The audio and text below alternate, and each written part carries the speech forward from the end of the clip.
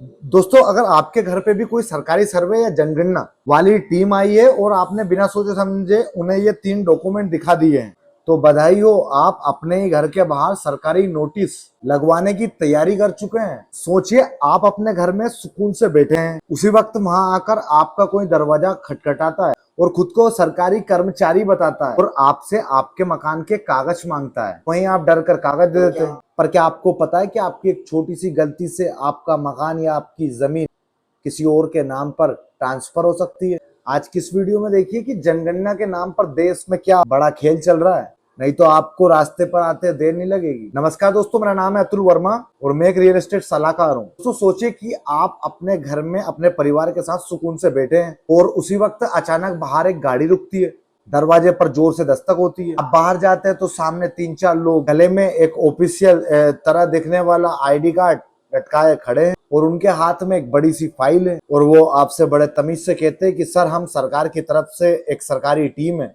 देश में जनगणना और मकानों का डिजिटल सर्वे शुरू हो चुका है, इसीलिए हमें आपके मकान की वेरिफिकेशन करनी है। आपको लगता है कि देश का मामला है, सरकार का काम है, तो मदद करनी चाहिए। पर कहानी में ट्विस्ट तब आता है जब आपसे वो 3 स्पेसिफिक डॉक्यूमेंट मांगते हैं और जैसे ही आप कहते हैं कि भैया ये कागज अभी हमारे पास नहीं है, तो उनकी भाषा यानी कि बोलने का तरीका बदल जाता है। वो आपसे कहते हैं कि अगर आपने ये कागज नहीं दिखाया तो आपके घर पर सरकारी नोटिस लग जाएगा और आपका मकान सरकारी लफड़े में फंस जाएगा। अब सवाल ये उठता है कि क्या सरकार सच में ऐसी कोई कार्रवाई कर रही है या फिर आप बिना जाने अनजाने में ऐसी गलती करने जा रहे हैं जिसका हर्जाना आपका पूरा परिवार जिंदगी भर भुगतेगा। दोस्तों, आज की मेरी ये वीडियो आम वीडियो जैसी नहीं है। आज मैं आपको पूरे सर्वे का वो सच बताऊंगा जो शायद आपको कोई और नहीं बता पाएगा। दोस्तों, सबसे पहले कानून और सरकार के नियम को समझिए। हमारे देश में जब भी जनगणना या फिर कोई बड़ा परिवार सर्वे होता है तो उसका एक प्रॉपर तरीका होता है। सरकार कभी भी अचानक आकर आपको डराती नहीं है। अगर कोई असली सरकारी कर्मचारी जैसे कोई लोकल टीचर, आंगनबाड़ी के वर्कर्स या कॉरपोरेशन के लोग आपके घर आएंगे तो उन्हें पहले से ट्रेनिंग दी जाती है। वो आपसे जानकारी मांगेंगे, लेकिन अगर आपके पास उस समय कोई कागज नहीं है तो वो आपसे बदतमीजी नहीं करेंगे। वो कहते हैं कोई बात नहीं सर, हम कल आ जाएंगे या आप बाद में जमा करा देना।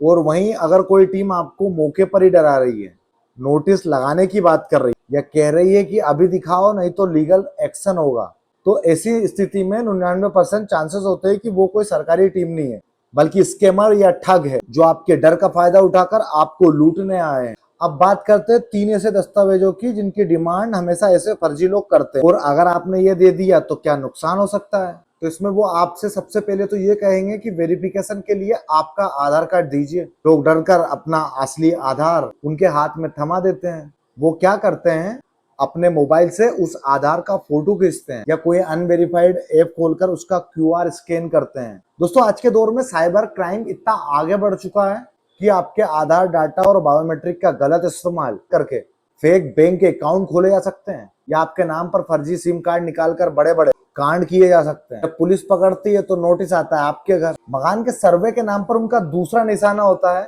आपकी प्रॉपर्टी के कागज निकालकर। वो पूछेंगे ये मकान किसके नाम पर है, रजिस्ट्री दिखाओ, ये सारे कागज दिखाओ। इसमें खतरा क्या है ये समझ लो। अगर मान लो भूमाफिया या कोई फ्रॉड गैंग के लोग हैं तो आपकी प्रॉपर्टी के पेपर्स की डिटेल निकालकर लोकल लेवल पर फर्जी पावर ऑफ अटर्नी या फेक रजिस्ट्री तैयार करने का खेल शुरू कर सकते हैं।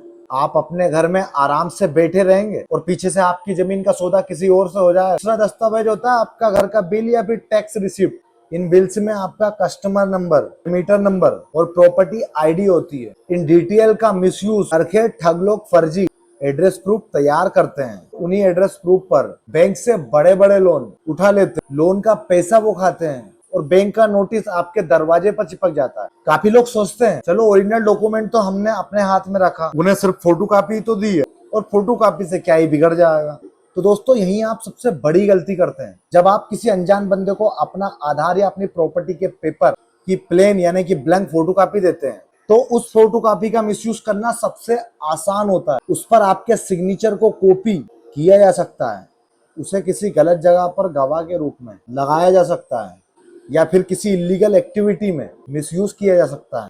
और जब कानूनी लफड़ा शुरू होता है तो कानून सबसे पहले उस दस्तावेज के मालिक को पकड़ता है। इसीलिए बिना सोचे समझे की गई छोटी सी फोटोकॉपी आपके घर के बाहर सरकारी नोटिस लगवाने के लिए काफी है। तो अब सवाल उठता है कि ऐसी कोई सर्वे टीम आपके घर के बाहर आकर खड़ी हो जाए तो आपको क्या करना चाहिए। पहले तो आपको घबराना बिल्कुल नहीं है, बस मेरी ये 4 बातें याद रखें। सबसे पहले तो उनका आईडी कार्ड मांगे, उनसे कहो सबसे पहले आप अपना ऑफिशियल आईडी कार्ड या सरकार एथोराइजेशन लेटर दिखाएं। सिर्फ गले में कार्ड लटकाने से कोई सरकारी कर्मचारी नहीं बनता। आईडी कार्ड का फोटो अपने फोन में खींच ले। अगर वो फ्रॉड होंगे तो फोटो खींचते ही उनके पसीने छूट जाएंगे। दूसरा, कागज के लिए समय मांगो।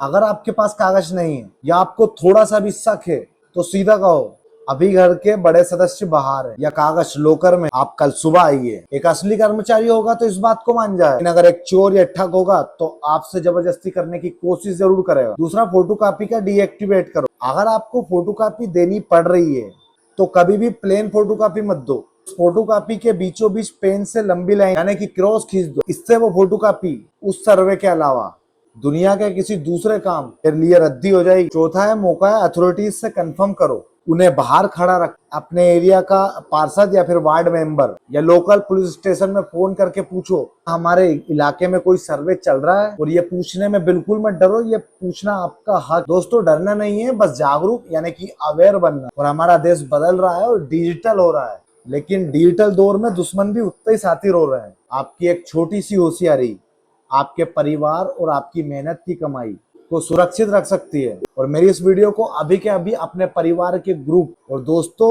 और अपने व्हाट्सएप पर शेयर कीजिए। और ऐसी रियल एस्टेट जानकारी के लिए मुझे फॉलो कर लीजिए। Thank you.